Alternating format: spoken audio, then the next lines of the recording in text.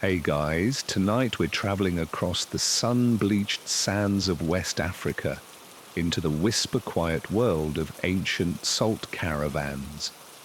You're waking up as a humble trader in the mighty Songhai Empire, sometime in the 15th century.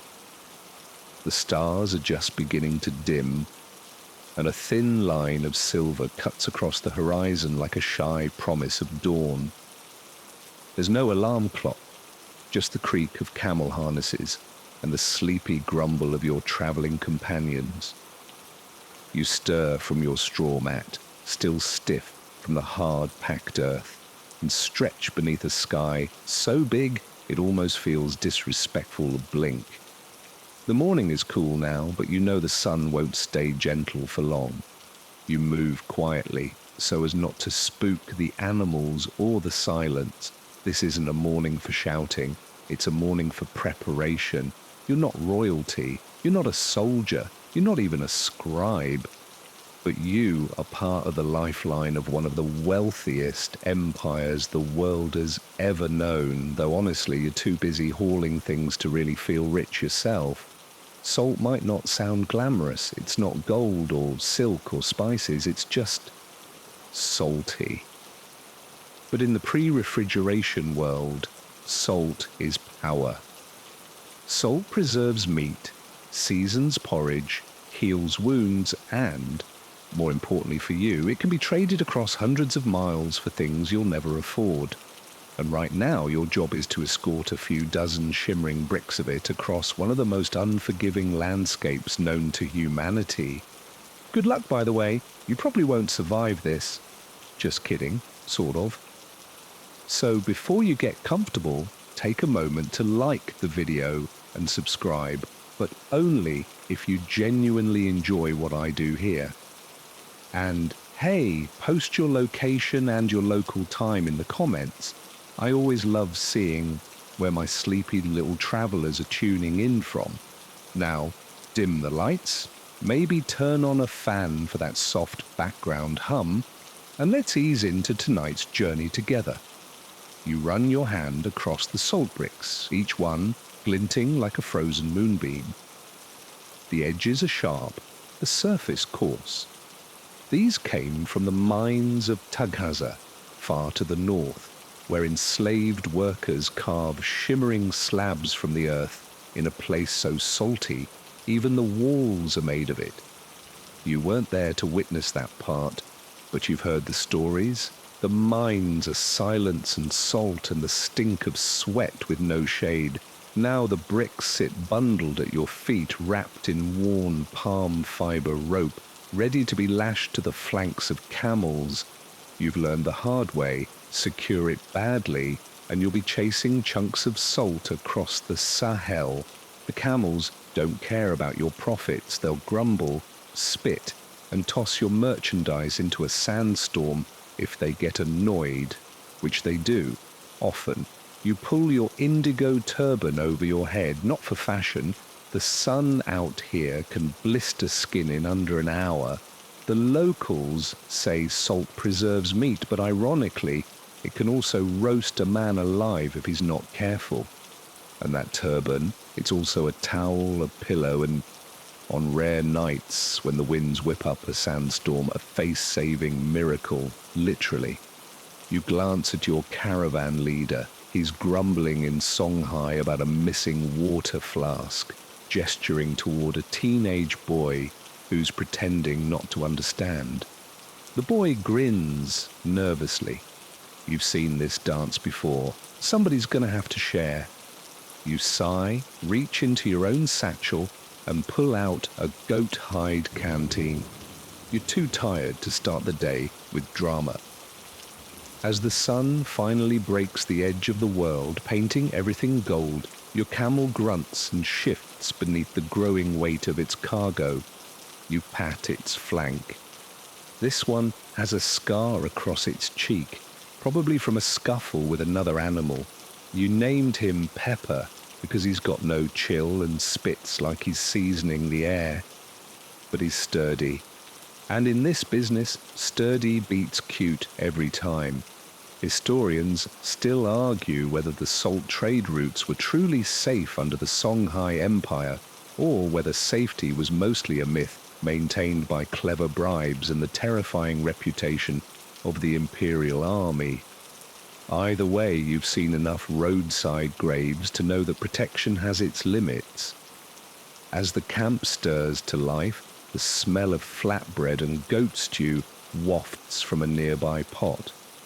You can't eat too much before the ride. It'll just bounce in your gut like a rock, but you take a bit anyway. It's dry, a little spicy, and... okay, it's mostly just dry.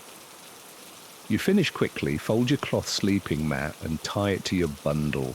You won't need it again until the next stop, assuming you don't get waylaid by bandits, bogged down by sand, or tricked by one of those suspiciously friendly oasis vendors. Salt, you remind yourself, is worth its weight in gold. But it doesn't taste like gold, and it sure doesn't carry like it. You've thrown your back out more times than you can count, and that's just from lifting the bricks wrong. Your hands are calloused, your shoulders ache, and your feet, they gave up complaining months ago. Still, there's something comforting about this routine. You know how to tie the knots. You know how much slack to leave in the harnesses. You know when a camel's about to bolt just by the twitch of its ear. There's pride in that, even if no one at home throws parades for salt traders. You've heard of people in far-off lands who've never seen the desert, who've never had to ration water or patch their own shoes or whisper stories into the firelight to keep ghosts away. Poor souls. They probably think desert life is a fun Instagram filter. The final bell rings, a hand-cracked bell strung from the lead camel's harness. It means saddle up, shut up, and start walking. You climb into your saddle, adjust your satchel, and give Pepper a gentle kick.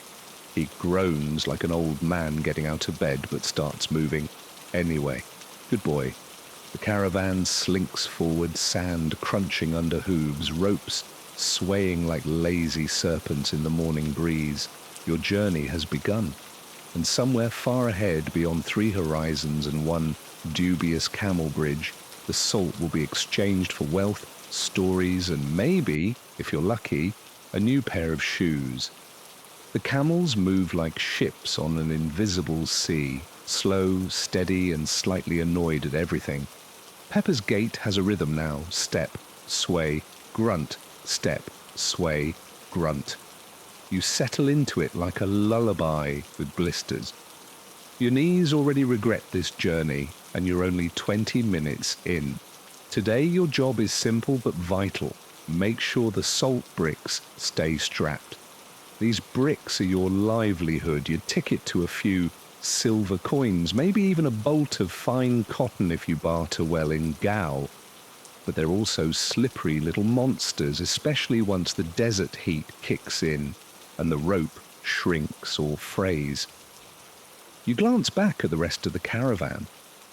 A dozen camels in all, their sides bulging with tightly wrapped bundles, salt, water, supplies, and a few secrets people prefer not to write down. You untie and retie a strap that's already beginning to dig into the salt's edge. Salt can erode cloth and leather over time. Ironic, isn't it? The thing that preserves meat will slowly eat through your gear if you're not careful. Historians still debate whether early trans-Saharan traders had a standardized way of packing salt, or if each caravan developed its own makeshift method depending on who was in charge and how many camels they had to spare. You're guessing the answer is whatever works and doesn't fall off. The sun is climbing now, not rushing, just rising with the confident arrogance of something that knows it's going to win. You feel it warming the back of your neck, even beneath your turban. Your robes stick to your back, damp from the effort of lifting and adjusting the salt bricks.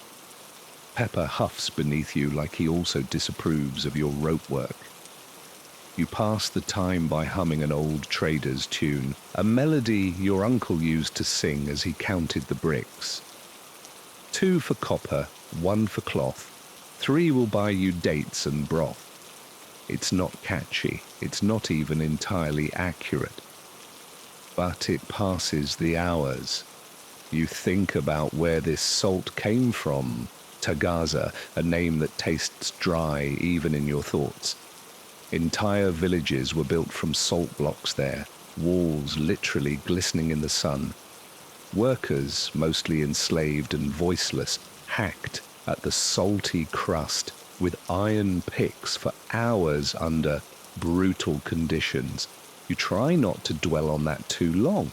You're part of the system after all. You trade the salt, you profit from the labor of others.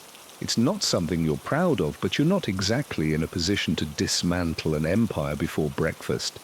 A fellow trader rides up beside you. His name's Suma. He has a lazy eye and a talent for tying knots that never come loose. You triple knotted again? He asks, gesturing to your bundle with a smirk. Better than chasing salt through the dunes, you mutter. He laughs and tosses you a dried fig. You catch it, chew, and pretend it doesn't taste like dust. He rides off to the front of the line. You like Suma. He's the kind of man who will offer to share his last drop of water, but will still expect you to owe him a favor for the next 5 weeks. You squint at the horizon. There's a dark line forming where sand meets sky. At first, you think it might be trees or maybe a mirage, but no, it's a caravan, another one. They're distant for now, but you can tell by the shape of the lead camel's load. Copper, maybe even ivory. It could mean an opportunity or trouble. Caravans don't always get along. Sometimes they merge for safety. Sometimes they compete for buyers, and sometimes, well, camels disappear in the night, and salt bricks mysteriously switch saddles, The camels move like ships on an invisible sea, slow, steady, and slightly annoyed at everything. Pepper's gait has a rhythm now: step, sway, grunt, step, sway, grunt. You settle into it like a lullaby with blisters. Your knees already regret this journey, and you're only 20 minutes in. Today your job is simple but vital. Make sure the salt bricks stay strapped. These bricks are your livelihood, your ticket to a few silver coins, maybe even a bolt of fine cotton if you barter well in Gao.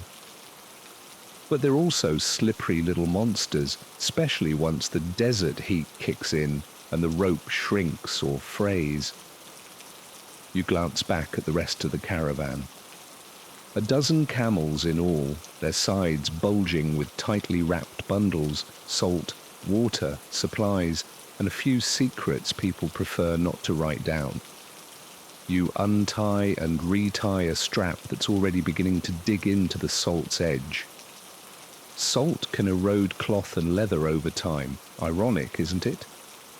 The thing that preserves meat will slowly eat through your gear if you're not careful. Historians still debate whether early trans-Saharan traders had a standardized way of packing salt, or if each caravan developed its own makeshift method depending on who was in charge and how many camels they had to spare. You're guessing the answer is whatever works and doesn't fall off.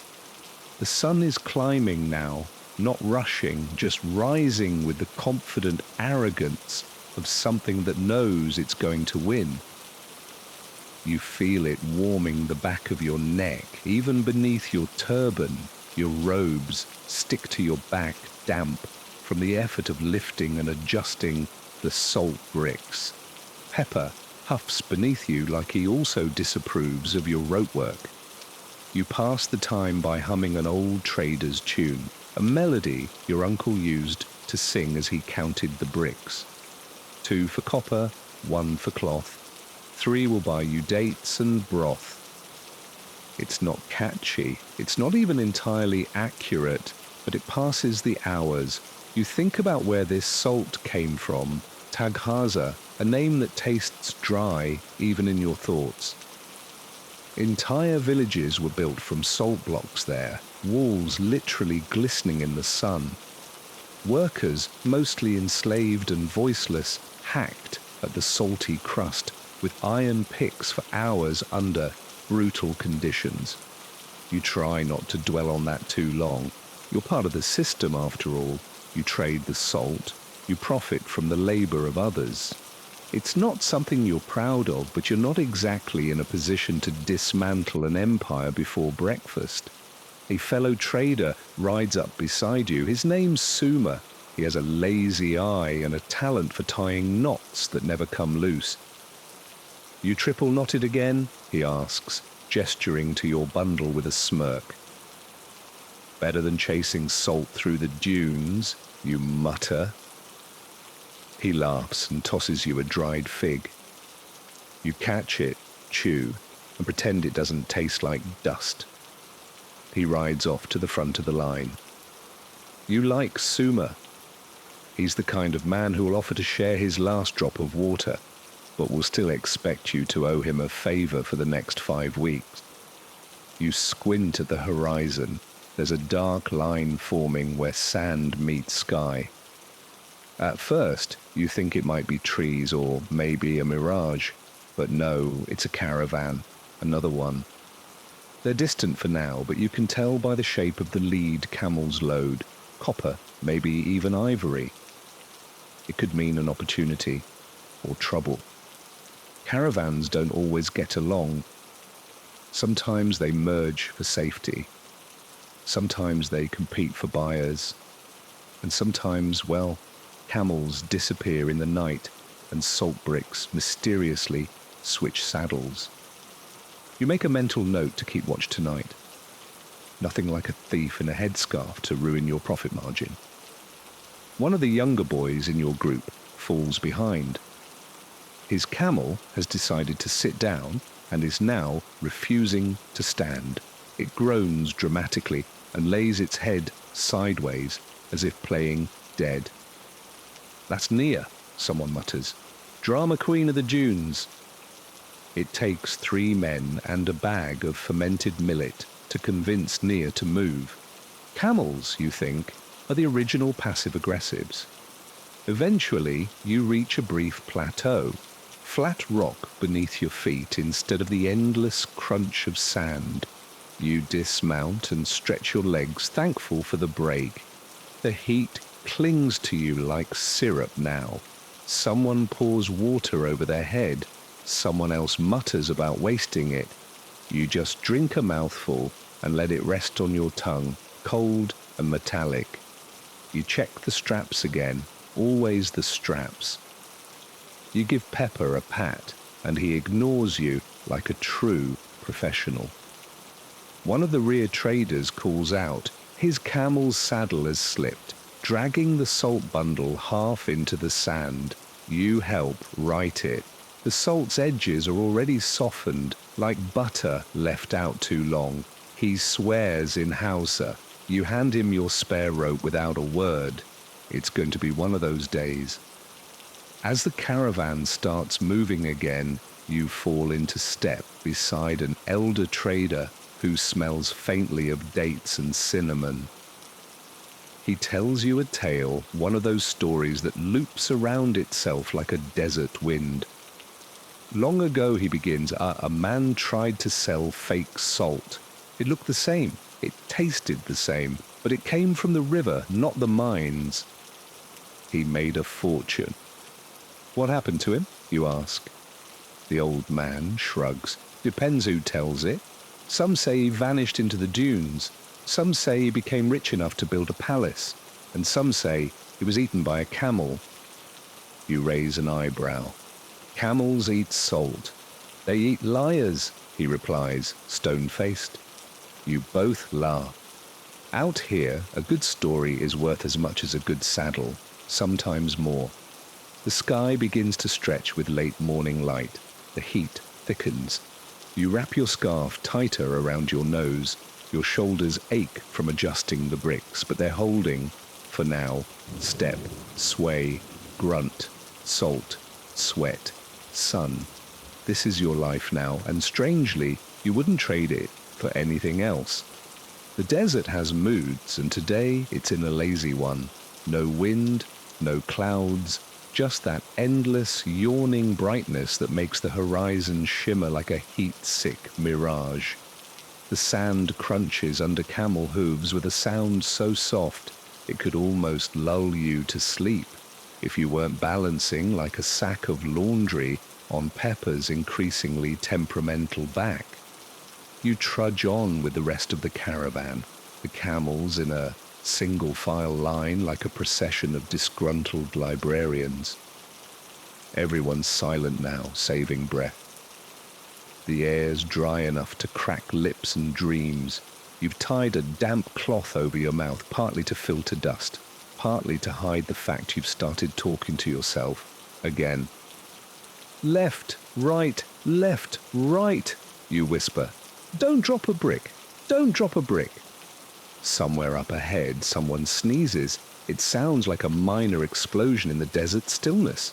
A few camels grunt in protest. You half smile. Even silence has its rhythm here. Crossing the Sahel isn't about speed, it's about survival. The land between savanna and desert is a ribbon of patience, stretching you thinner with each mile. You remember the old saying, in the Sahel, you don't race time, you plead with it. Which is poetic until you realize your water flask's half empty, and the next oasis is still a full day away. You glance behind. The salt bricks are holding, for now. Some wrapped in goat hide, others in worn linen, the patchwork of your trade. Salt's funny that way. It's universal, yet everyone carries it differently. One trader you met last year swore by leather pouches sewn from hyena skin. Repels thieves, he said, and marriage prospects. You didn't ask for details. Historians still argue whether camels were truly domesticated by 1000 AD across this region, or whether their full integration into trade routes came much later. You'd like to invite those historians to ride one for 4 days without a cushion, and let you know what part of that process feels domesticated. Your camel, Pepper, suddenly stops. You jolt forward, catching yourself on the saddle horn. He stands motionless, ears flicking. You look ahead. The lead camel has stopped too. A hand signal goes up. Halt. Problem? You call quietly to Suma, who rides beside you. He shades his eyes. Rock slide up ahead. Might be nothing. Might be raiders. Your gut tightens. Not fear, just habit. The dunes don't scream warnings. They just rearrange themselves until you're not sure what was there yesterday.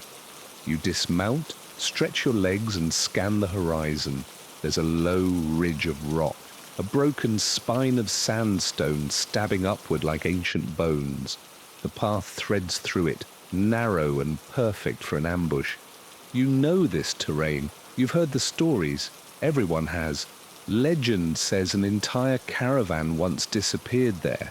Not stolen, not attacked. Just gone. When a rescue party came, all they found were sun-bleached bones and a single salt brick with a message carved into it. Turn back. Most think it's nonsense, but still, you pat your bricks like a nervous parent.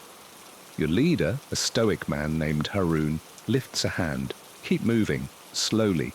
You remount, whispering something half mocking, half prayerful. If I get ambushed, Pepper, you better outrun them. He spits. You take that as a yes. As the caravan winds through the rocks, the air cools slightly. The shadows stretch long across the trail, and the camel's hooves clack on the hard stone.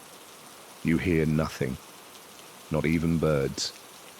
Just your own breath, the shifting of loads, and the occasional curse whispered at a slipping saddlebag.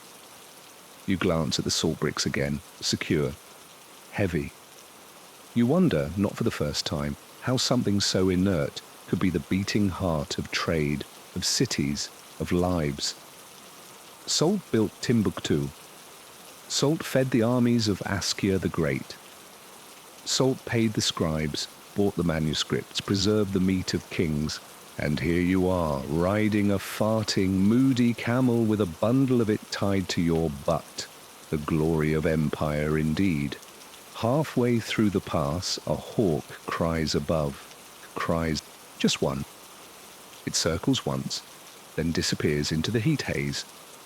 You try not to read meaning into it, but you're tired. And when you're tired, everything feels like a sign. Finally, the ridge breaks open into a shallow valley. You exhale. No raiders, no ghosts, no carved warning bricks. Just a few scraggly trees clinging to life beside a dry creek bed. The caravan stops to rest. You slide off pepper, stretch, and flop to the ground like a sack of millet. Your hips ache, your eyes sting, your throat feels like it's been dusted in flour. Someone passes around a gourd of watered-down hibiscus tea. It tastes like flowers and regret, but you drink anyway. You sit in the shade of a lone acacia, staring out at the horizon. It's weird how empty space can feel full. Full of stories, of sweat, of other people's footprints long since erased. You run a hand over your salt brick. It's already shedding grains, tiny crystals catching the light like broken glass. A boy sits beside you. He's maybe 12, all elbows and curiosity. He asks, "Have you ever lost a brick?" You nod. 3? One fell into a ravine. One got eaten by a donkey. The third, I dropped it on my own foot and left it there out of spite. He laughs, wide-eyed. Ate it? Donkey had high blood pressure after that. He doesn't get the joke, but he laughs anyway. Kids are good like that. You close your eyes for a moment, listening. No wind, no flies, just the soft grunts of camels chewing cud and the sound of someone adjusting a saddle behind you. Even the heat feels bearable here, like the sun's decided to give everyone a 5-minute break. Of course it won't last. It never does. You've got miles to go before the next well, and even more before the copper mines of Takeda, where your salt might fetch enough to make this week worthwhile. But for now, you breathe. You let the stillness wrap around you like a borrowed robe. The desert is harsh, sure, but it also knows how to pause. And in that pause, you feel, briefly, like you're not just a trader of salt, but a keeper of time. By midday, the heat is less of a temperature and more of a personality, loud, unrelenting, and extremely clingy. The horizon quivers, making the land look like it's breathing, or maybe laughing at you. You lean forward in the saddle, sweat soaking your tunic, the camel's hide radiating warmth beneath your thighs like a clay oven with legs. But you're close now. Just beyond this stretch of wind-bitten terrain lies Takeda, the copper hub of the Sahel, where salty slabs meet glinting ore in one of the most awkward first dates in trading history. You adjust the rope on your cargo, salt still snug, and mentally prepare for negotiations. Salt for copper, copper for cloth, cloth for survival. It's the oldest dance in this part of the world, and you're just one dusty partner spinning across the dunes. As you crest a ridge, Takeda finally reveals itself, not a city, not a village, but a smudge of life tucked between low hills. You see smoke rising from smelters, men hammering ore, and the glint of sunlight off 1,000 copper ingots stacked in crooked pyramids. The air smells like metal and ash and old sweat. Delicious. Takeda isn't exactly friendly, but it's fair, sort of.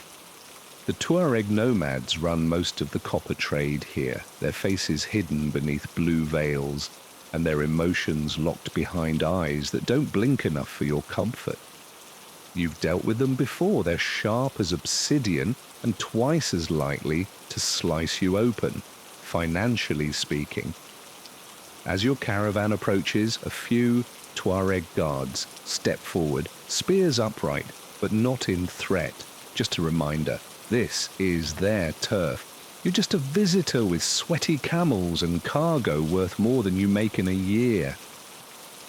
Your leader, Harun, dismounts first and offers the traditional gesture. Hands open, no weapons, just trade.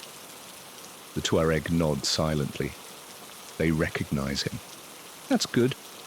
No haggling at sword point today. You follow the group through the narrow lanes of the settlement. It's not big, but it's busy. Children dart between baskets of scrap ore. Women stack polished ingots into reed crates. A blackened anvil rings out with every strike of a hammer. Someone's shaping a bowl or a bracelet or a bribe. The salt exchange takes place in a low canvas-covered square where traders sit on opposite sides like tired chess players. The rules are old and often unspoken. Salt gets weighed, sniffed, and sometimes licked. Yes, really, you've seen it. Copper gets tapped, scratched, and sometimes bitten. You still don't know why. Maybe they're testing for ghosts. You unload 2 bricks and place them on the mat. A Tuareg trader eyes them, then places 3 rough copper ingots beside them. You nod, he nods, nobody smiles. It's like speed dating for introverts who smell like camel.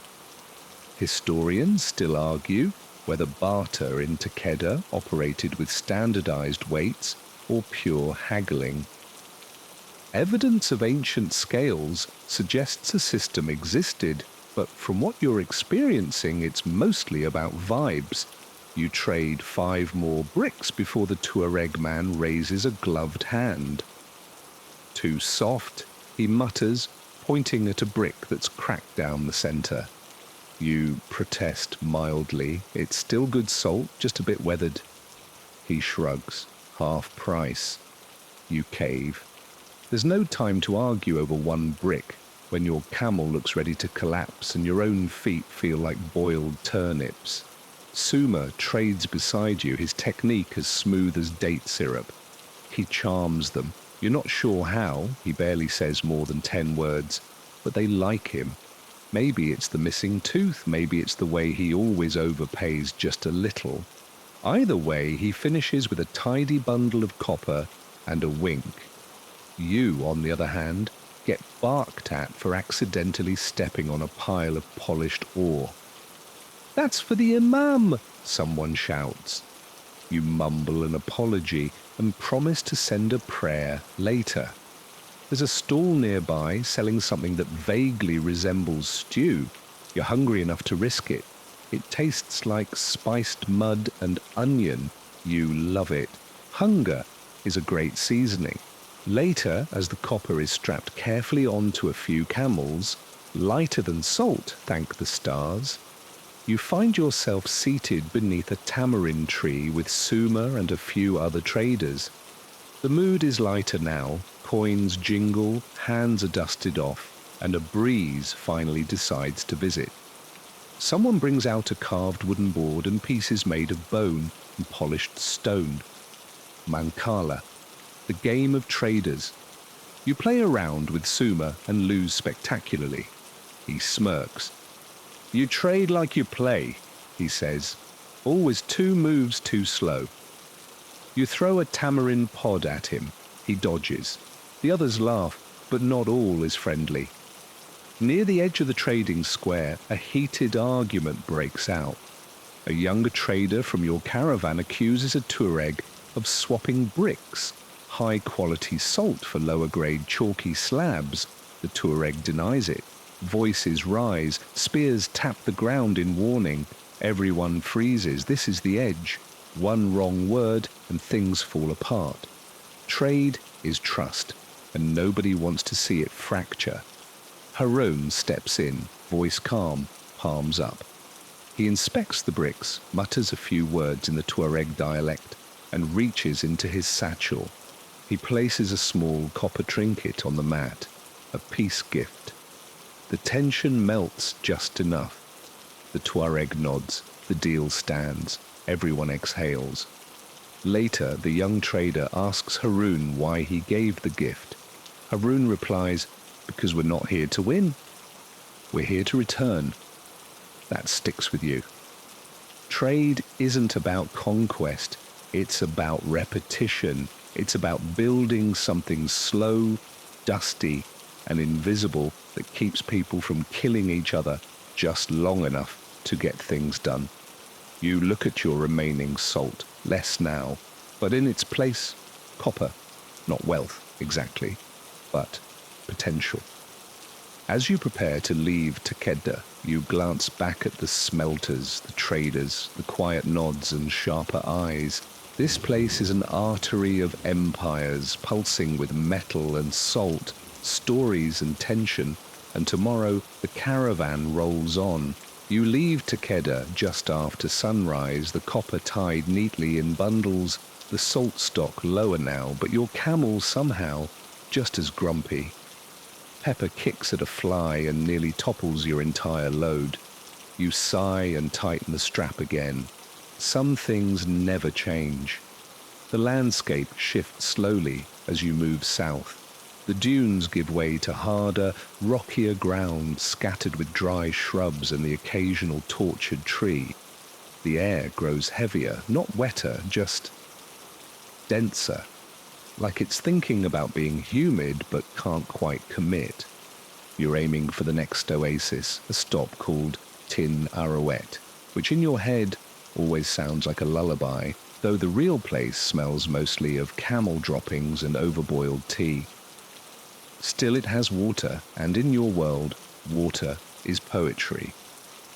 The path there is long and featureless. The sun, once a silent companion, now feels like a judgmental supervisor. You begin to understand why the Tuareg wrap themselves head to toe, not for style, not even just for protection, but for sanity. There's a rhythm to it all. Cover the skin, squint, breathe through cloth, drink sparingly, and keep your thoughts small. As you ride, you drift into memories. You think of your first journey when you packed too much, drank too fast, and got sunburnt so badly your mother nearly wept when you came home. Back then, the idea of spending weeks in the desert felt like an epic quest. Now it's Tuesday. You wonder how long this trade has been going on. 1,000 years, maybe more. Historians still debate whether trans-Saharan routes existed before the rise of the Songhai Empire, or whether it was truly the advent of Islam that gave salt its wings. Either way, by your time, the trails are as old as the gossip they carry. The oasis appears not as a mirage, but as a reality you almost didn't dare hope for. A patch of green wrapped around a pool of muddy water. Palm trees sway in a wind you didn't know existed until you felt it. You dismount with a groan, stretch your legs and nearly kiss the ground. Pepper slumps like a sack of disapproval beside you. Other caravans have already arrived.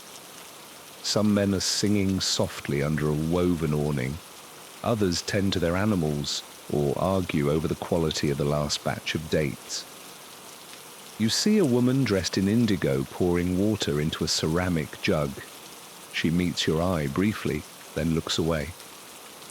In the desert, politeness often means not noticing people unless they want to be noticed. You refill your flask at the well. The water is warm and slightly brackish, but it tastes like redemption. You drink slowly, savoring each swallow like it's an expensive wine, which in this part of the world it might as well be. Then you sit beneath a date palm and exhale. This is the good part. Someone offers you tea, poured from a battered silver pot, into a glass no bigger than a thimble. It's strong, bitter, and scalds your tongue. You love it immediately. Around you, the camp settles into a sleepy rhythm. Someone strums a ngoni, a stringed instrument whose notes flutter like moth wings across the camp. A boy begins to hum a slow, rhythmic tune about a hunter who fell in love with a hyena. You're not sure if it's a metaphor or just a weird story, maybe both. You lean back and close your eyes, letting the moment stretch. The heat, the music, the smell of mint and sweat. It all blends into a kind of desert lullaby. A griot sits nearby, his beard streaked with grey and his robe a mosaic of patches. He begins to speak, not loudly, just enough for the nearby traders to catch his words, should they wish to. You tilt your head. He tells of a time when the oasis wasn't water, but fire. This pool, he says, was once the crater of a star that fell from the sky. It burned the earth, and where it wept, water rose. The traders nod, not because they believe, but because belief is often beside the point. You think of the stories you've heard on other nights, like the crocodile who guards a hidden spring, or the ghost of a trader who appears only to those who have cheated someone. The desert has more legends than grains of sand, and each one is carried from oasis to oasis like sacred gossip. You glance at your copper stash, still there, untouched. You smile. That, at least, is a small victory. As evening approaches, you join the group around the fire. Someone has cooked a stew, probably lentils, maybe goat, definitely oversalted. You don't mind, you're just glad it's hot and not made of sand. The conversation drifts. One man tells of a merchant who trained a monkey to guard his goods.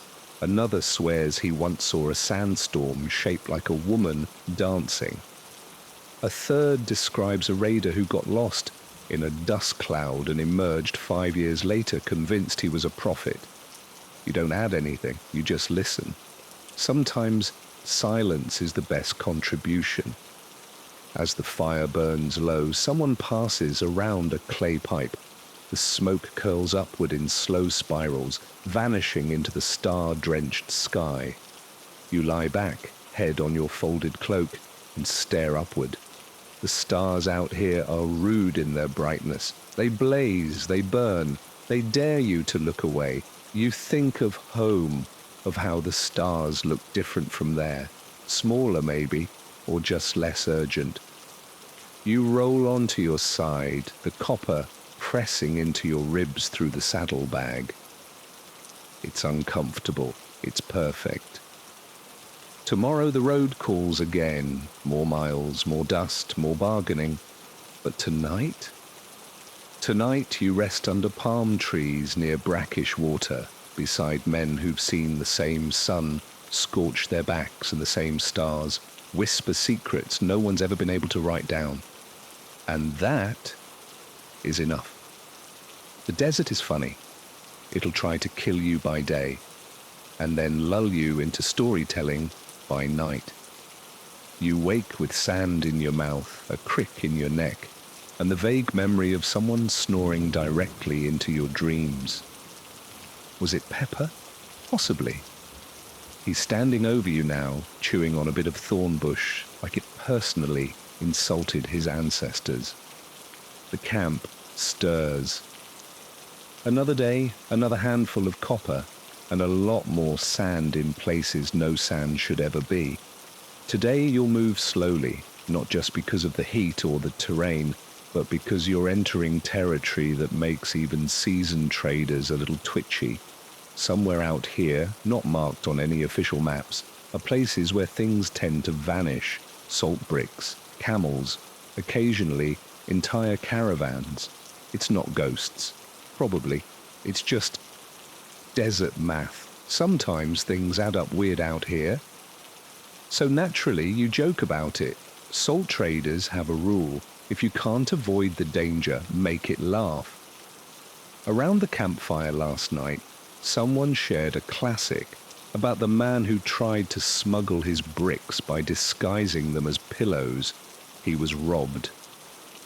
The thieves were very confused and extremely well-seasoned. Laughter ripples through the caravan as the story makes its rounds again this morning. Humor's a form of armor out here. You wear it over your nerves. As you mount up and start the day's slow crawl, the dunes begin to shift again. Not physically, though they do that too, but in mood. It's quiet, too quiet. Even the camels seem reluctant, their hooves dragging more than usual. Pepper lets out a low, judgy groan. You murmur, "Yeah, I feel it too." Up ahead, the path narrows slightly into a shallow valley flanked by ridges of sand and rock. It's beautiful in that end-of-the-world kind of way, a good place for a painting or an ambush. Historians still debate whether organized desert raiding was widespread during the height of the Songhai Empire, or if it was mostly isolated skirmishes blown out of proportion in traveler accounts. You'd like to invite them here, preferably with a bright red soul cart, and see what happens. The lead camel falters, a man swears. Haroun raises a hand. "Halt!" Everyone stops. There's a sound, subtle, like fabric brushing stone. Your heart picks up. You scan the rocks. Nothing. Then movement. A flicker of cloth against the ridge. Not your people. Someone whispers, "Bandits!" And just like that, the jokes vanish. Haroun signals again, slowly, calmly. Everyone dismounts. Weapons aren't drawn, but they're definitely close at hand. A few traders start unstrapping their salt and copper, just in case things turn into an unscheduled donation. Then, from behind a dune, they appear.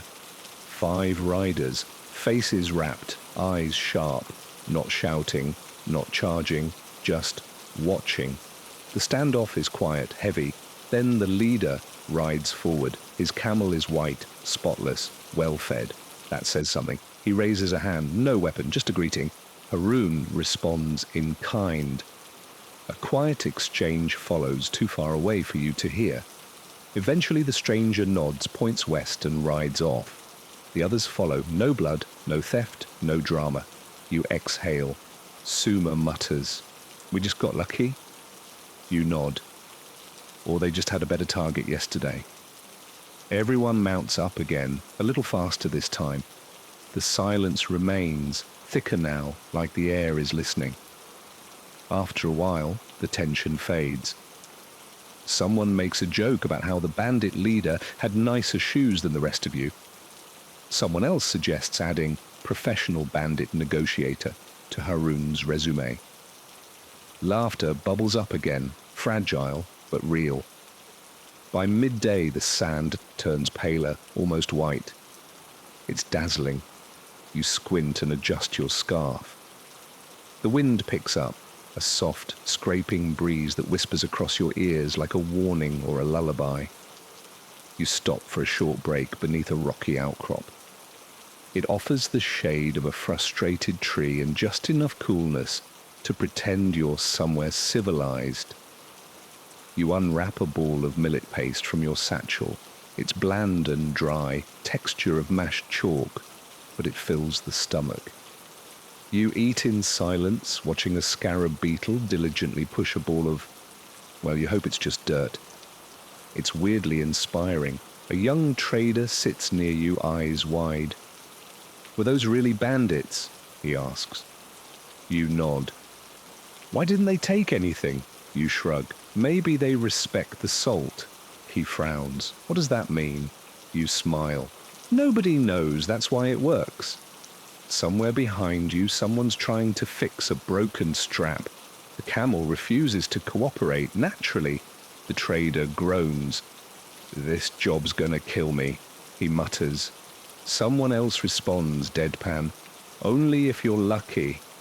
There's a wave of chuckles, humor again, desert medicine.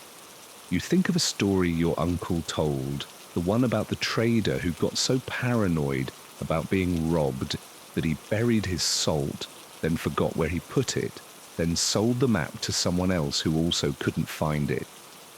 To this day, they say, there's a small dune somewhere full of perfectly preserved bricks and the worst directions ever drawn. The sun begins its slow descent. The light turns softer, gold bleeding into the dunes like warm syrup. It's still hot, but the mood has shifted. You've survived another day. No deaths, no thefts. Only mild dehydration and severe camel judgment. You ride in silence for a while, the horizon stretching endlessly ahead. Your thoughts drift, as they always do at this hour, to home.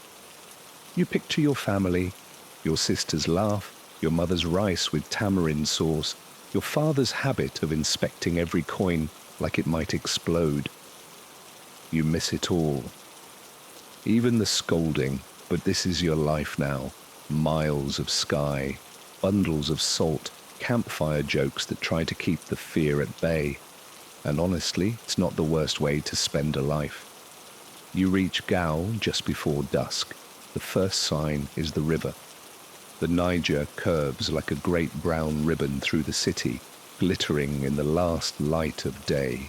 Then the domes appear, rounded rooftops and towers rising from the earth like baked loaves, some etched with faded symbols, others topped with the sharp silhouettes of minarets. After days of dunes, Gao looks like a hallucination. A bustling, breathing dream made of clay and copper, shaded courtyards and children's laughter. You're filthy, you stink, but the city doesn't care. Gao has seen thousands like you, traders, scholars, pilgrims, messengers, wanderers, and it will see thousands more. As your caravan approaches the outer walls, the sounds grow louder, merchants calling prices, donkeys braying, hammers ringing against bronze, the clatter of market carts on stone. It's chaos but with rhythm, like the city's drumming its own welcome. You pass through the checkpoint slowly. Guards with spears eye the camels and make a few notes on a wax tablet. They don't stop you. Haroun gives a few quiet words. He knows someone, of course, and you're waved through. Inside, Gao smells like everything at once. Fish, drying on racks, roasted millets, sweat, incense, old books, burning wood. It's pungent, it's alive. And after the blank sterility of the Sahel, it's overwhelming in the best way. You follow the caravan through narrow alleys until you reach a courtyard just off the main square. It's a trading post, half warehouse, half hostel. A place to drop off your goods and pretend your back doesn't feel like someone used it to grind flour. You dismount, stretch, and immediately wish you hadn't. Your spine makes noises. So does Pepper, who sits down with such drama you think he might be auditioning for desert theatre. Traders begin to unload, not just salt and copper anymore, cloth, cola nuts, dried fish, bundles of mysterious herbs wrapped in palm leaves. Jiao is a crossroads after all. It's where rivers meet roots, and everyone wants something someone else has. You carry your goods inside. A scribe greets you, seated behind a low, wooden desk, piled with tablets. He looks up, yawns, and begins to record your entry. Name, cargo, origin, destination.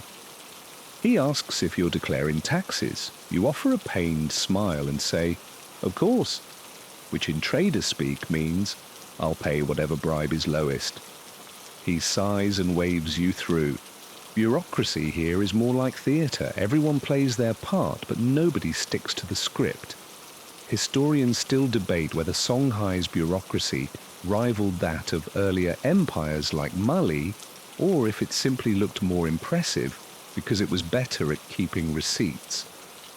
Either way, you've learned the rule of thumb. Say little, smile often, and don't knock over any inkwells. Once your goods are stored, you find yourself with that rarest of things, free time. You wander Gao's market district. The streets are still humming even at twilight. A woman offers you roasted locusts. A boy tries to sell you a monkey. A musician plays a kora near the well, the notes twinkling like stars reflected in water. You stop at a stall selling writing tools, ink made from crushed bark, parchment stretched over driftwood frames. You consider buying a stylus just because it's beautiful, but your coins are few and your camel needs feeding. Instead, you treat yourself to a bowl of spicy stew from a roadside vendor. It's thick with lentils and something that tastes suspiciously like dried lizard. You don't care. It's hot, it's salty, and you're starving. As you eat, you eavesdrop on a conversation nearby. Two men argue quietly about gold weights. One insists the local scales are rigged. The other says Songhai weights are blessed by the Imam himself. You smile into your stew. Traders love two things: complaining and pretending not to care about religion. Eventually, you make your way to the docks. The Niger is wide here, sluggish and deep. Dugout canoes bob gently against the stone piers. You sit at the edge, let your feet dangle, and watch the water turn purple in the fading light. This river connects everything. Salt from the north, gold from the south, stories from everywhere in between. You met a river captain once who swore the Niger spoke at night. Said it whispered trade secrets and the names of those who'd cheated their partners. You think he'd had too much honey wine, but still you listen. There's a group nearby gathered under a lantern's glow.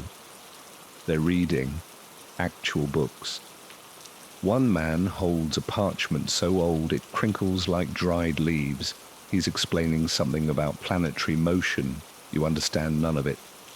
But the tone of his voice, calm, steady, reverent, makes it feel like magic. You remember hearing that Gao once rivaled even Timbuktu in scholarly learning. Maybe it still does. Depends who you ask. Depends whether you're looking for books or bribes. You walk back slowly through the alleys, past spice sellers closing their shutters, past cats darting between clay walls, past a group of laughing women spinning thread and gossip at the same time. Back at the caravan house, most of your companions are already asleep. You find a corner, lay out your mat, and stretch out with a groan that echoes off the ceiling beams. Pepper is snoring. Loudly. It sounds like two goats arguing in a barrel. You close your eyes anyway. Today you reached Gao. You survived the dunes, the traders, the bureaucracy, the stew. Tomorrow maybe you'll find a buyer. Maybe you'll ride farther. Maybe you'll just rest. But tonight, you sleep in a city where salt once bought kings their crowns, and you are part of that story now. Gao wakes early, but you don't. You stir under your woven blanket, groggy and sore in all the usual places. Pepper's still asleep, sprawled out like a drama queen in the corner, his breath rattling through his nose in soft snorts. You sit up, yawn so hard your jaw clicks, and rub the sleep from your eyes with fingers that still smell faintly of stew and copper. Outside, the market is already alive. Voices rise and fall in 100 languages. Traders shout prices. Children race past with baskets balanced on their heads. A rooster crows, late to the party but trying his best. You step into the street, adjust your head wrap, and blend into the swirl of it all. Today's mission? Find a buyer. You got copper, good copper. And while Gao isn't exactly flooded with gold, there's always someone willing to trade, especially if your smile is convincing and your scales aren't suspiciously lopsided. You head toward the heart of the city, where stalls crowd together like gossiping aunts, and the scent of spices clings to your clothes just by passing through. You pause by a booth selling citrus and nuts, grab a handful of roasted cola, and toss a coin to the vendor. Breakfast, crunchy, bitter, and slightly alarming to your stomach. Then you hear it, a goat, loud, annoyed, and definitely speaking. Well, not speaking, bleating. But the enthusiasm is unsettling. You follow the noise and come upon a stall where a goat is dressed in what looks like ceremonial beads and is actively attempting to eat a customer's robe. The vendor, a wiry man with a crooked smile, waves at you. You want a goat? Very clever goat, understands 4 words. Hates tax collectors. You shake your head, laughing. I already travel with something that spits and steals. He's called Pepper. The man nods sagely.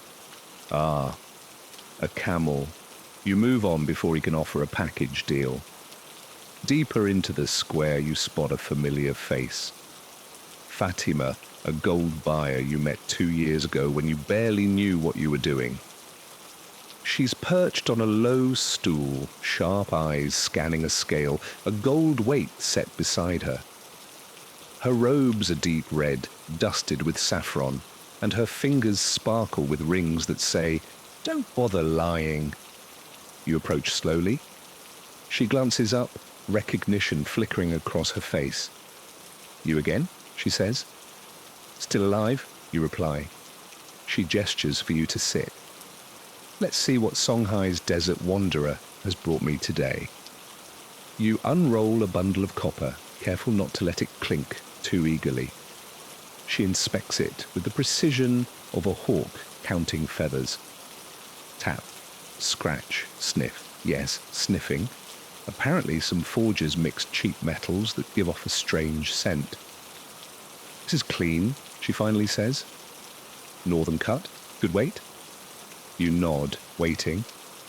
"But it smells like camel," she adds. "Everything I own smells like camel." She grins. The trade goes smoothly. You walk away with a small pouch of silver coins and 2 bolts of soft blue cloth. Not exactly a fortune, but enough. Enough to justify the trip, the bruises, and Pepper's constant judgment. You head back toward the caravan house, but not before wandering through the scholars' quarter. There, in narrow alleys shaded by high walls, sit men in long robes surrounded by scrolls. They teach in murmurs, heads bent over ink and parchment. It's peaceful in a different way, like the hush of a library shared with 100 bees. One man stands at a blackboard, sketching a map of the Niger's tributaries with coloured chalk. A small group of students, including 2 women with headscarves and determined eyes, jot notes with charcoal. You pause to watch. He's explaining how salt and gold flow like water, how the empire itself breathes through trade. You realize he's drawing your journey in reverse, from Tagaza to Takedda to Gao. It looks so clean on the board, so organized. You almost laugh. He didn't draw the part where your camel sat down for 3 hours in protest.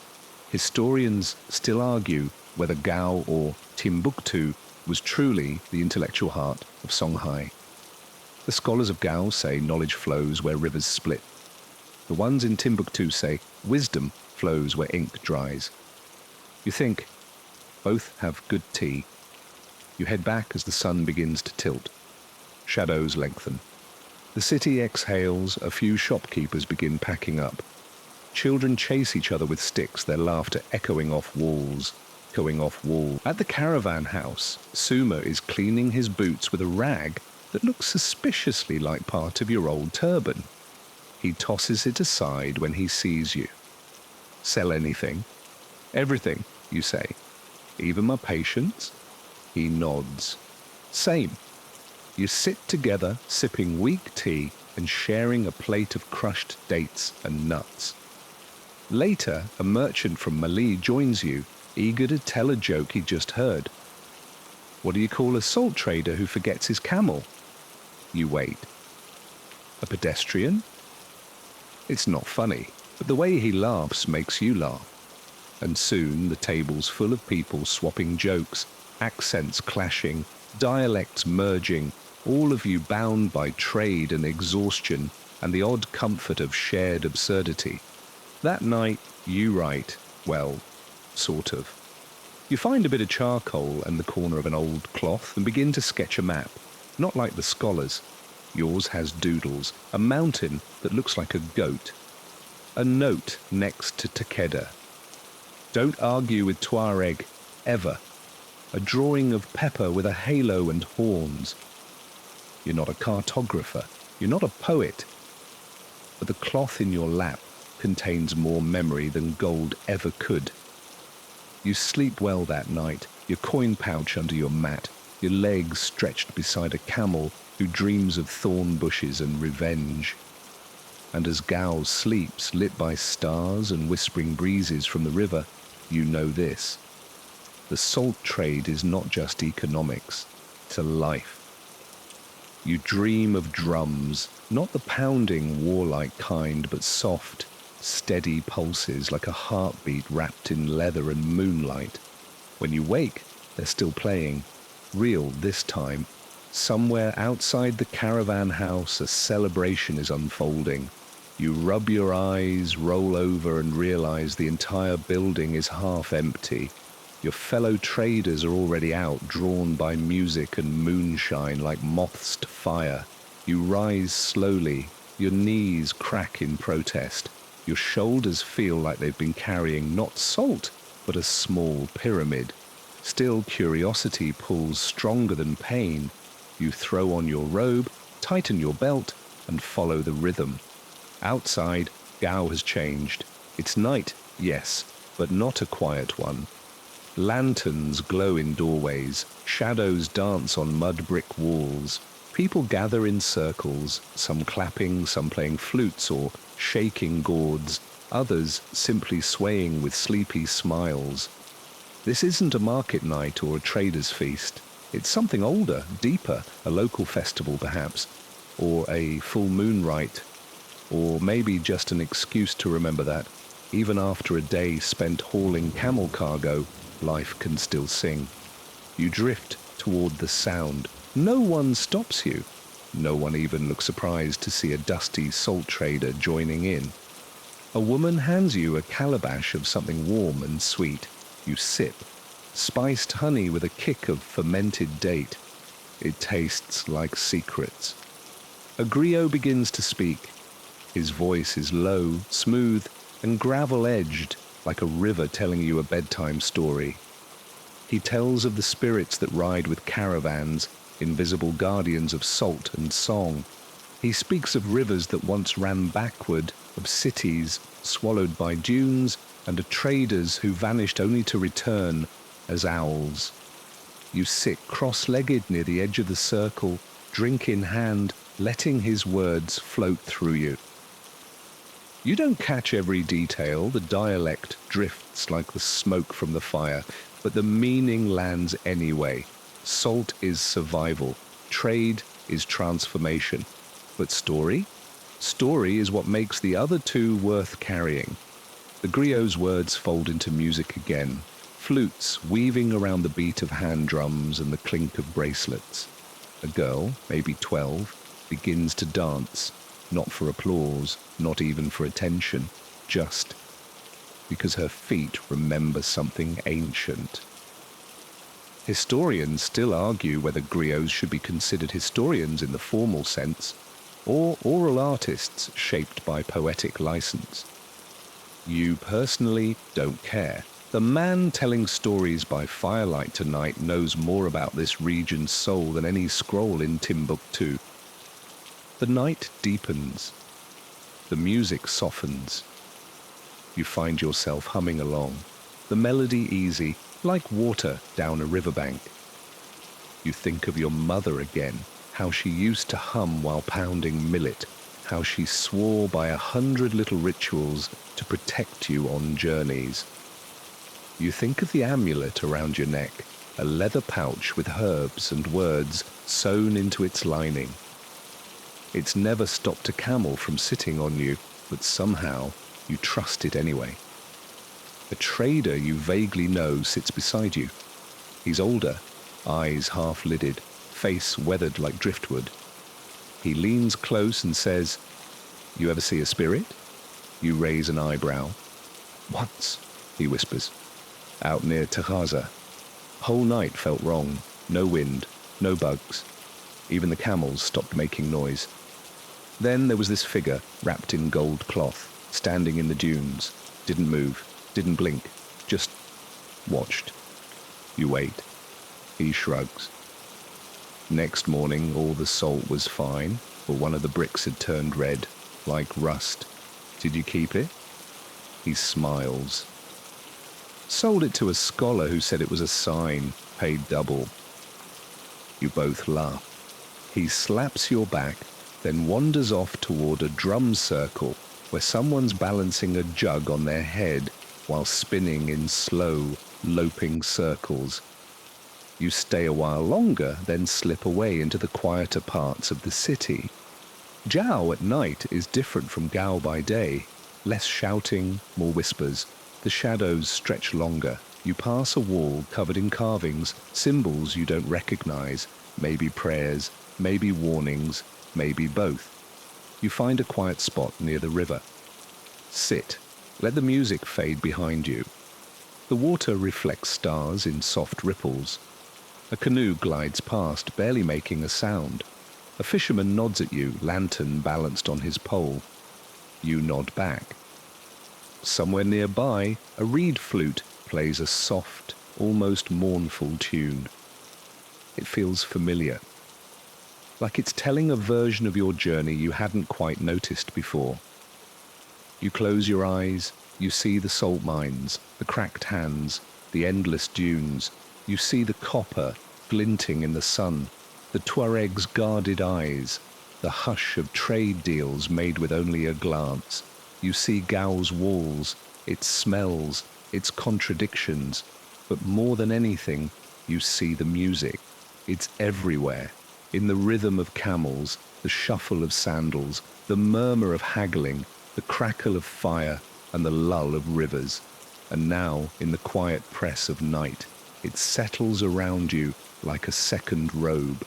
You stand, stretch, walk slowly back toward the caravan house. Pepper is awake now, chewing on someone's sandal. He looks at you unimpressed. You scratch his ear. He pretends not to enjoy it. You lie back on your mat, arms behind your head, and let the drums echo one last time in your chest. This life is hard, but in moments like this, music, stars, and a belly half full of mystery wine, you feel rich. And the salt is still safe. Morning creeps in with little warning. The stars fade. The drums fall silent.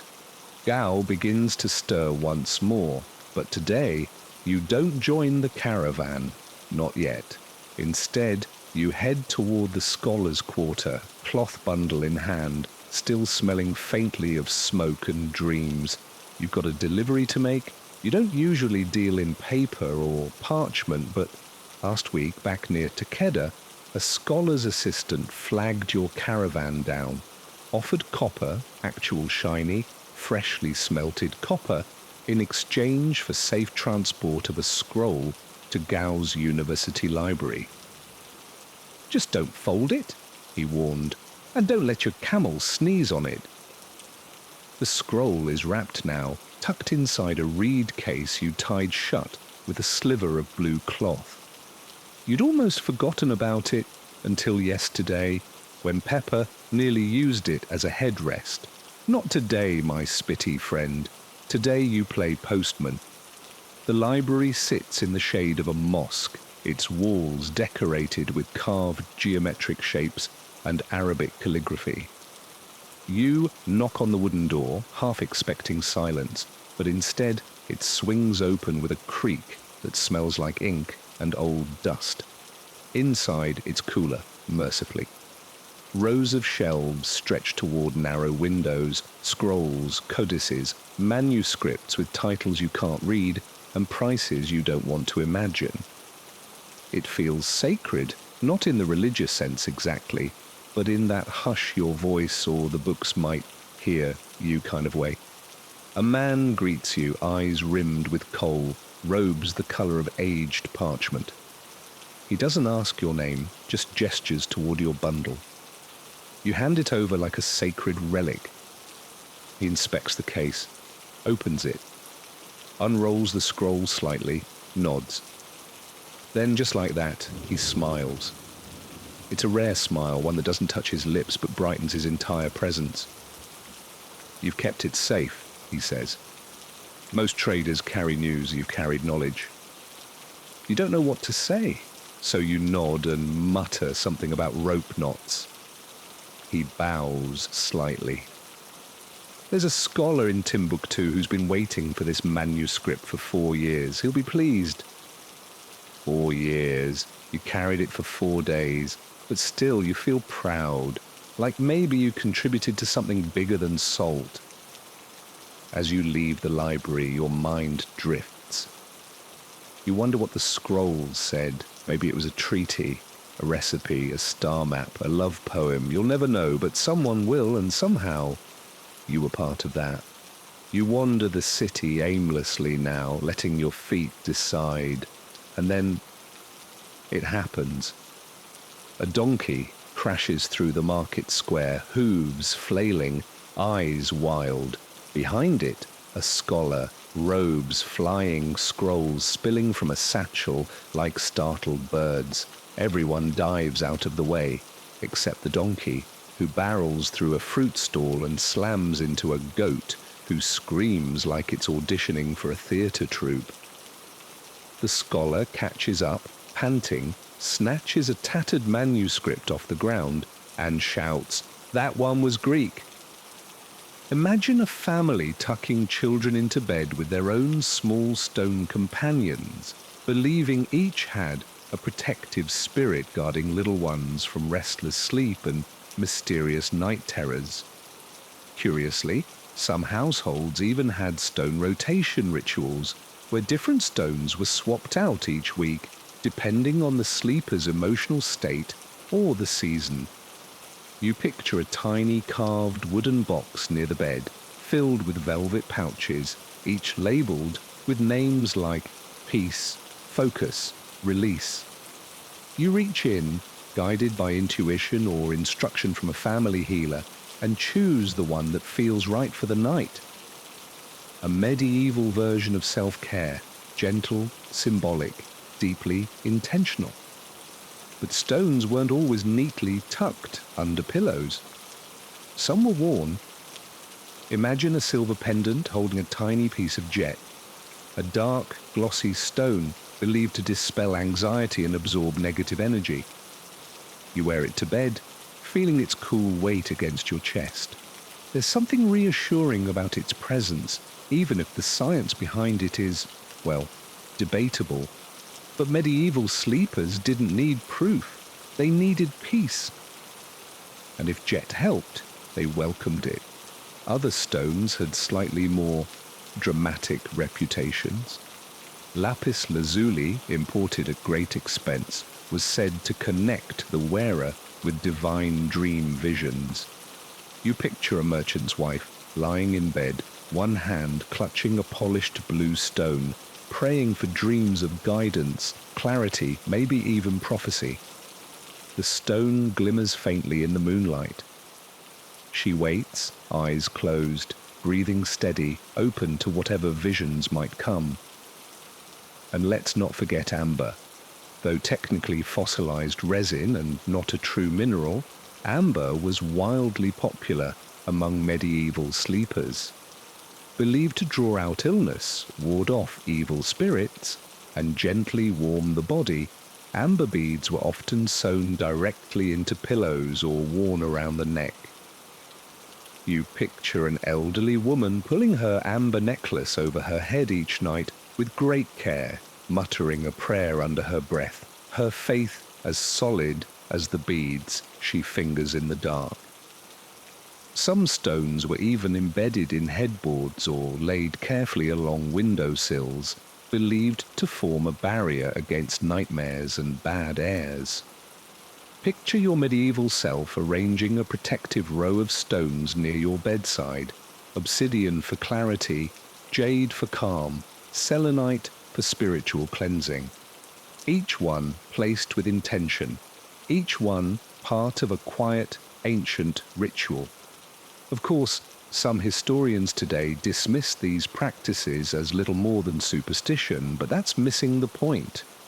Medieval people lived in a world that often felt chaotic, mysterious, and fragile.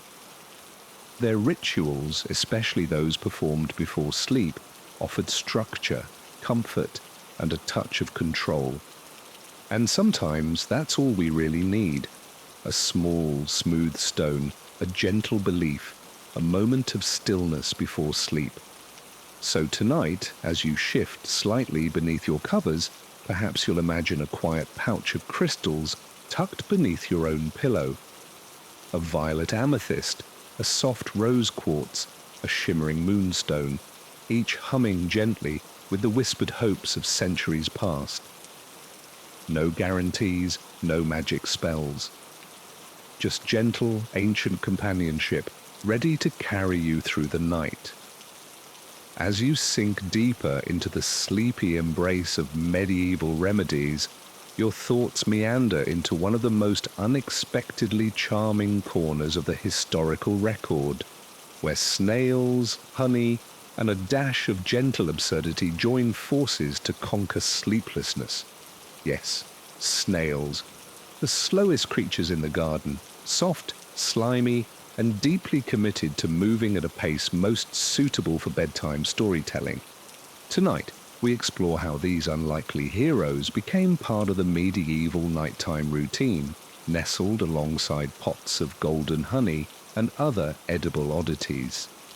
You might wrinkle your nose at first, imagining snails crawling lazily across a medieval herb garden. But in those days, snails weren't merely viewed as salad pests, they were pharmacy staples. Medieval physicians admired their supposed cooling, moistening qualities, which, according to the theory of humours, made them perfect for calming hot, restless bodies. You picture yourself now, seated beside a wise old healer with a weathered face and dirt beneath her fingernails. She gently coaxes a plump snail into a mortar, mashing it slowly with mint and crushed almond. Into this mixture she stirs honey, thick, golden, and fragrant, until the paste turns into what she solemnly calls sleep balm. You watch, eyebrows raised, as she gestures toward a small spoon and encourages you to taste. You do. And surprisingly, it's not terrible. Sweet, earthy, with a faint herbal tang. She smiles, assuring you that dreams will arrive by the second yawn. Snail-based remedies weren't always eaten, though. Sometimes they were applied externally. Historical records describe snail mucilage being rubbed onto the temples or mixed with herbs and beeswax into a salve. Imagine yourself lying on a straw mattress while someone gently massages this odd concoction into your forehead, cool, sticky, and somehow soothing. Medieval minds believed the slick texture had drawing properties, pulling tension out through the skin, leaving the mind blissfully blank. As strange as it sounds, snails were considered serious business. They were believed to bring down inflammation, reduce feverish energy, and soothe frayed nerves. And for those prone to overthinking at bedtime, a condition modern people know all too well, the slow grounding properties of the snail were symbolically, if not chemically, persuasive. But snails weren't the only edible companions to medieval sleep. Honey, that golden miracle, was a staple in nearly every household, monastery, and apothecary across Europe. Unlike snail slime, honey's reputation remains sparkling to this day. In the medieval world, honey wasn't just delicious, it was holy. It symbolized purity, divine sweetness, and natural healing. And yes, it was a go-to sleep aid. Picture yourself in a warm cottage, candlelight flickering gently across wooden shelves. A pot of warm milk sits beside a thick spoonful of raw honey. You stir slowly, watching the golden threads swirl into the creamy liquid. Then you sip, softly, deliberately. The taste wraps around your tongue and warmth spreads through your chest. Sleep doesn't arrive immediately, but your body knows it's coming. Medieval healers loved combining honey with herbs. Honey and chamomile, honey and poppy syrup, honey and fennel. Each blend was crafted to soothe specific sleep troubles, whether racing thoughts, tense muscles, or night terrors. Some formulas even included honey infused with rose petals and soaked for several days beneath the waxing moon. You smile softly now, imagining someone waiting patiently beside a windowsill, guarding their sleep syrup like it's alchemical gold. And then there was vinegar, yes, vinegar, honey's sour sibling. Surprisingly, some medieval sleep remedies combined honey and vinegar into what they called oxymel. A tonic believed to balance the humours, oxymel was often used before bed to gently calm the digestion and settle the spirit. You might wince at the thought, but the taste, sharp, sweet, and cleansing, was believed to cut through excess bile, common culprit in medieval sleeplessness. Even more unexpected was the use of onions. Yes, onions, layered, pungent, and potent. Folk wisdom suggested that roasted onions placed beside the bed, or eaten with honey and bread, could gently sedate the body. The warmth, the grounding flavor, the gentle digestive properties, all supposedly encouraged your system to surrender to the night. Picture a tired shepherd warming an onion on a firestone, then nibbling it slowly while staring into the embers. Not glamorous, but oddly cozy. Another delightfully strange recipe involved egg yolks mixed with sugar, ground poppy seeds, and, you guessed it, honey. Beaten into a custard and warmed gently, this medieval sleep pudding was said to quiet the heart and sweeten the mind. You can almost smell it now, thick, creamy, lightly spiced with clove or nutmeg, served just before the fire burns low. Historians still argue whether these food-based remedies worked due to chemical interactions or simply the soothing ritual of preparation. Likely, both. After all, the slow act of cooking, the warmth of the ingredients, and the quiet trust in tradition created a bedtime atmosphere far more powerful than ingredients alone. These meals and tonics weren't just about sleep, they were about care. About sitting down at the end of the day, stirring something gently on the hearth, watching the shadows grow longer as your thoughts begin to slow. Whether it was snails, onions, honey, or herbs, the message was always the same: your body matters. Your rest is sacred. So tonight, as you nestle deeper into the folds of sleep, perhaps you'll imagine a small ceramic cup in your hands. Inside it, something warm, something ancient, something sweetened by bees and stirred by candlelight. You sip slowly, and with each breath, the edge of sleep softens. The strange, gentle remedies of the past whisper quietly across time, promising that sleep, though sometimes elusive, is always within reach. Somewhere between the warmth of honeyed sleep potions and the cool stillness of stone-filled pillows, your mind gently wanders into the realm of stories. Tonight, the world grows quieter. Outside, the imagined medieval village settles beneath a thick blanket of stars, while inside, a small circle of sleepy-eyed listeners gathers near the hearth. It's bedtime, and that means one thing: It's time for a medieval bedtime story. You shift beneath your woolen blankets, listening as the storyteller clears their throat. A village elder, perhaps, or a traveling monk with a pack full of parchment and peculiar tales. Their voice is soft, rhythmic, well-worn like old slippers. And what they share is not a tale of war or courtly politics. No, bedtime stories in medieval homes were gentler things, strange, sometimes humorous, full of sleepy nights and enchanted woods, of dragons who needed naps and saints who dreamed with their eyes open. One such tale, often told to restless children and weary adults alike, was that of the sleepy hermit of Breton Hollow. According to the story, this hermit once slept so deeply that birds built a nest in his beard, and a wandering pilgrim mistook him for a moss-covered statue.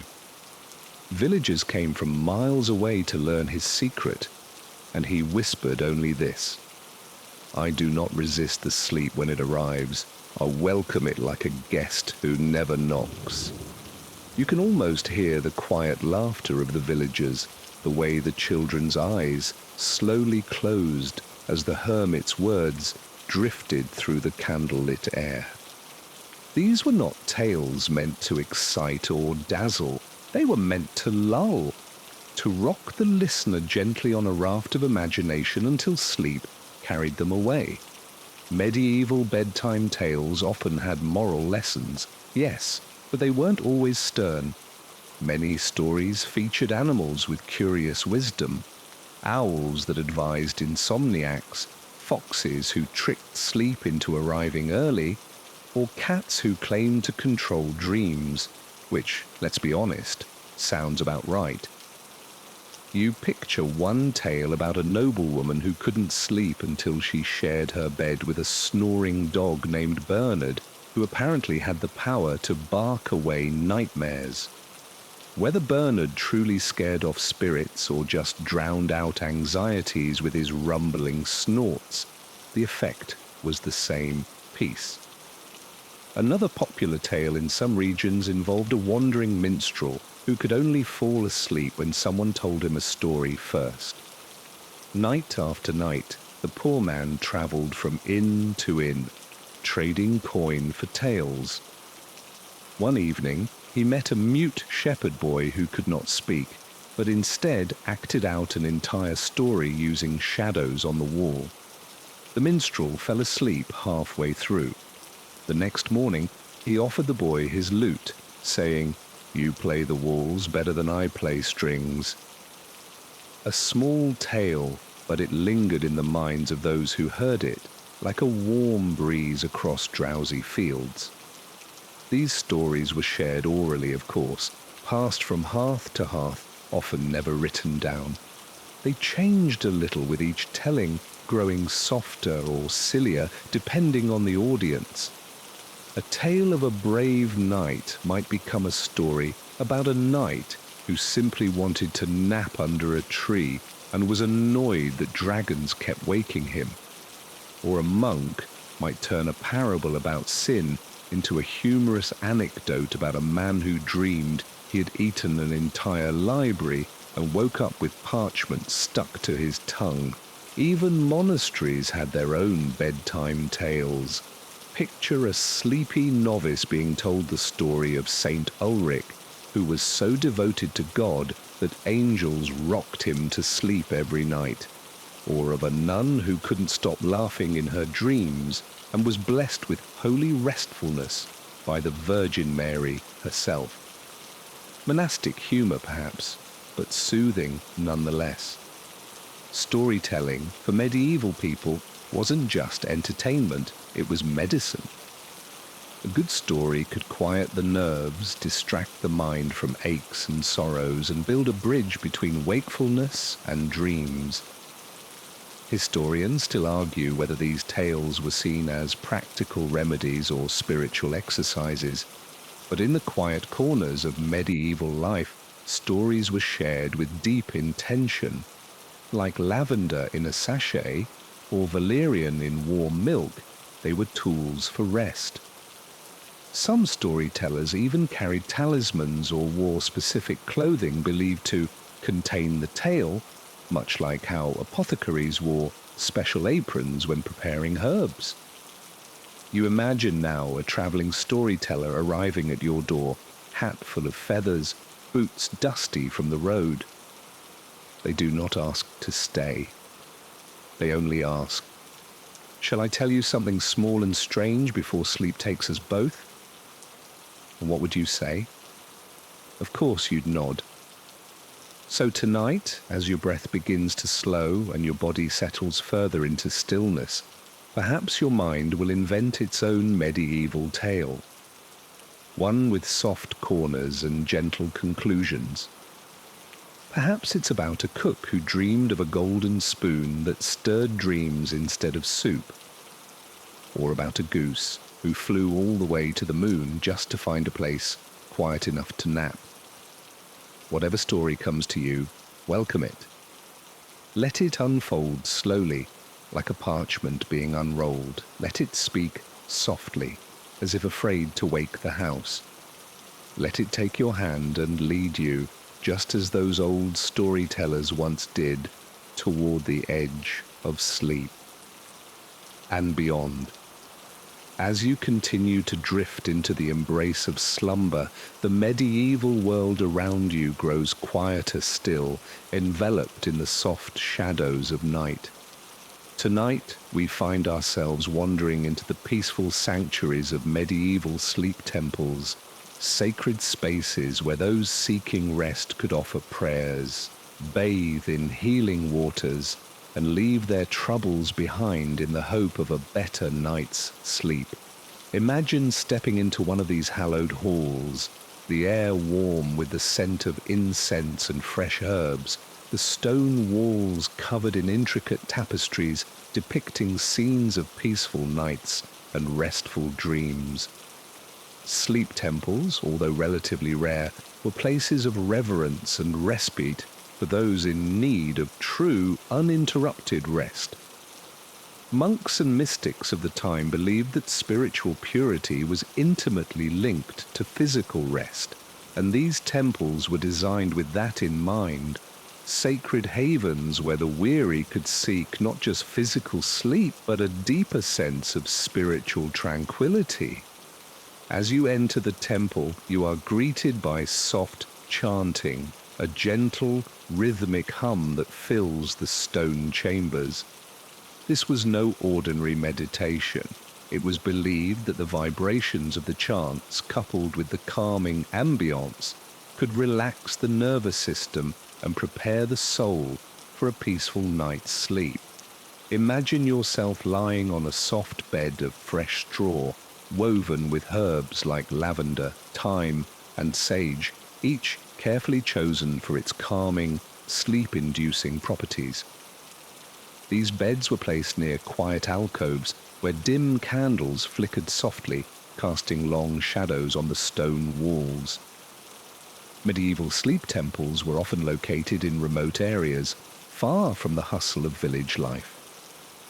The monks and nuns who ran these places believed that true rest could only be found in solitude and stillness, away from the distractions of the everyday world. You picture yourself here now, drifting into a quiet room, away from the busy streets and clattering markets, where the only sounds are the soft rustling of leaves in the wind and the occasional chirp of a nightingale. To enter the temple, a ritual would begin. You were expected to first purify yourself, washing away the anxieties of the day in cool, clear water, often drawn from nearby sacred springs. You step into a shallow basin, feeling the cold water wash away the weight of the world, preparing both body and soul for the rest to come. The water was often infused with herbs believed to induce tranquility, rose petals for love, rosemary for remembrance, and perhaps a few sprigs of valerian for the deepest of sleeps. You gently rub your hands together, feeling the herbs release their fragrance, as the water soothes your tired limbs. After your cleansing ritual, you are led into the sanctuary, an area adorned with carvings of angels, saints, and symbols of peace. In this space, silence reigns. It is a place where no words are spoken, only whispered prayers and thoughts of quiet gratitude. The monks who tended to these places knew that silence was not just a spiritual discipline. It was a powerful tool for calming the mind and inviting the body to surrender to sleep. But these temples weren't just places of spiritual reflection. They also incorporated medicinal herbs, balms, and oils known to ease the body's discomforts. Medieval remedies, though sometimes strange by modern standards, were often surprisingly effective in their simplicity. You imagine a gentle apothecary seated by the fire preparing a soothing balm made from beeswax, lavender, and chamomile, ingredients that still form the backbone of many modern sleep aids. This balm, rubbed gently into the temples and wrists, was believed to promote relaxation and comfort as you drifted off to sleep. In some temples, it was believed that placing sacred relics near your bed could promote better rest. These relics, often housed in small, ornate boxes, contain the bones or personal items of saints who were thought to watch over those in need of rest. A small box with a relic might be placed at the foot of your bed, its contents a gentle reminder that you were cared for, protected, and that rest would come. As you lie here now, imagining yourself within one of these peaceful sanctuaries, you might notice that the very act of surrendering to the quiet rituals of the temple has begun to relax your mind. The gentle flicker of candlelight, the hum of distant chants, and the soft weight of the sacred relic at your bedside have all combined to create a sense of calm that fills you from head to toe. Yet there is one final element that made these temples unique: the practice of dream sharing. At the end of each night, those who stayed in the temple were invited to share their dreams with the abbots or abbesses. This wasn't just an exercise in spiritual interpretation. It was believed that sharing dreams aloud could help release the subconscious tension that often prevented a good night's rest. It helps. Not with the sand, not with the thirst, but with the something sitting in your chest, the weight you didn't have yesterday, or maybe didn't notice. This is the long part of the journey, the return. No cities to look forward to, no trade to anticipate. Just the slow, strange process of becoming yourself again. Because here's the thing, you're not the same person who left. You've carried secrets, heard songs, watched scrolls dance in the hands of scholars, and felt the cold ache of river water between your toes. You've bartered, you've listened, you've learned. But what now? What do you do with all of it? Historians still debate whether the traders of the Songhai Empire considered their journeys transformative or simply transactional. You're beginning to think they were both. The wind dies around sunset, just stops, like someone flipped a switch. You blink, confused, as the world returns. The dunes reappear, golden and soft. The air clears. The stars blink on like they've been waiting for the cue. Everyone exhales at once. Camp is made quickly. No one speaks much. You're all dust-coated, wind-blasted, soul-stretched. You sit by a small fire, too tired to eat. You just watch the flames. And then someone asks, "What's the first thing you'll do when you're home?" The answers come slowly. Drink tea with my mother. Sleep in a bed that doesn't move. Shave. Not talk to a single camel for 3 days. You laugh at that one, a dry wheeze that still feels good. Then they ask you. You pause, think, then say, Walk to the well. The one behind my house. Just sit beside it. Listen to it breathe. They nod. No one finds that strange. Later, you pull out the pouch of letters you've gathered, requests, payments, messages entrusted to you along the way. You check each one, make sure the seals are intact, count them again. Still there? Still safe. Except for one. It's a tiny note. Folded cloth. No name on the outside. Just a single phrase sewn into the corner. Tell her the sun still waits. You don't know what it means. You don't know who it's for, but someone will. That's the burden and the beauty of the return. You don't always bring back what you took. You bring back more, or less, or something in between. You watch the fire dwindle. Someone snores behind you. A camel sighs, stars burn quietly above. You reach down and run your fingers along a salt brick. Just one. It's lighter than before, or maybe you're just stronger. You lie back, arms behind your head, and whisper to the night. Almost home. Not quite, but close enough to dream. You see it before the others do. A wisp of smoke in the distance. Thin, curling skyward from behind a low hill. Not threatening, just there, like a ribbon tied around the landscape. You squint. It's not a fire, it's cooking smoke, hearth smoke, the kind that means home or something close to it. The village appears like an old friend.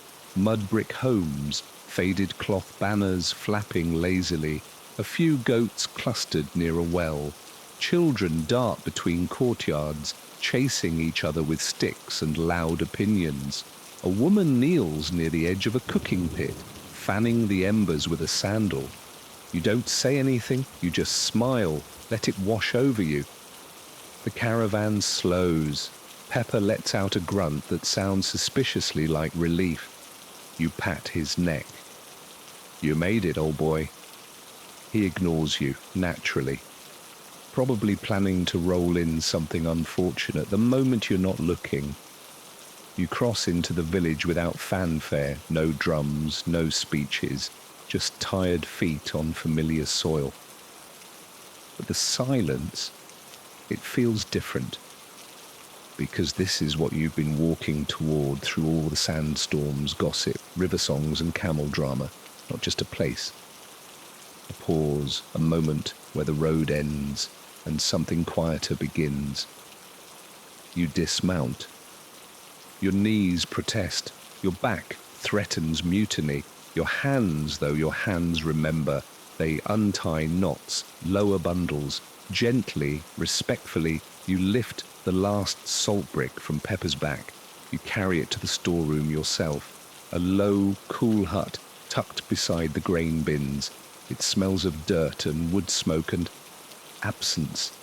The kind that only disappears when the cargo returns. You set it down with care. Let your fingers linger on its surface. Salt, cold, silent, stubborn. This one brick made it all the way, just like you. Outside, the other traders laugh. Suma's telling a joke involving a blindfolded donkey and a very confused Tuareg tax collector. You hear someone groan. Another throws a date pit. It's chaotic. It's perfect. You step outside and breathe. For the first time in weeks, you're not calculating distances, watching shadows, or second-guessing whether your copper is still in your satchel. You're just standing, present. Haroon passes you, gives a rare nod. "Well done," he says. You nod back. That's all. Later, the village hosts a small feast. Nothing extravagant, just couscous, stew, and laughter. Under a sky so wide it feels like it's listening. You sit on a low stool, let your legs stretch, let your muscles forget. A little girl with enormous eyes asks, "Did you see any sand monsters?" You smile, "No monsters. But a goat did try to steal my sandals." She gasps, "Worse." Everyone laughs. The meal winds down, the bowls are cleared. A few songs rise. One of the elders claps along offbeat and refuses to be corrected. It becomes part of the rhythm. Imperfect, joyful. You sip tea as the stars blink to life, and somewhere behind your ribcage, something softens. You're home. Maybe not forever, but for now, yes. You lie down that night on a woven mat with a fresh blanket and no scorpions in sight. Pepper's tied up nearby, chewing on something he's definitely not supposed to. Suma snores. Someone's child is singing quietly to a doll made of millet husks. You let your eyes close. The wind hums outside the hut, but it's a gentler sound now, like it's done chasing you. And the salt? The salt is stacked, safe, still. So are you. The road is behind you now. The noise, the weight, the motion, all of it fades like footprints in soft sand. There's no need to remember the blisters, the dust in your teeth, or the sun burning your shoulders. Those memories will soften, quiet themselves like the last embers of a fire. What you'll keep is the stillness, the hush of a caravan at dawn, the lullaby hum of camels in the dark, the taste of river water after 3 dry days, the feeling of unrolling your mat and knowing, truly knowing that you've arrived. You've walked far, listened well, carried more than cargo. You've borne jokes, secrets, warnings and songs. You've watched the desert stretch and twist and fold into itself, and through it all, you kept going, one quiet step at a time. Tonight, there's nothing left to carry. Let your shoulders rest. Let your thoughts wander like smoke above a sleeping fire. There's no more haggling, no more straps to tighten, no more watching the horizon for dust and danger. Just this moment, just the hush. Let it hold you. The salt is home now, and so are you. Sleep well, traveler. Sleep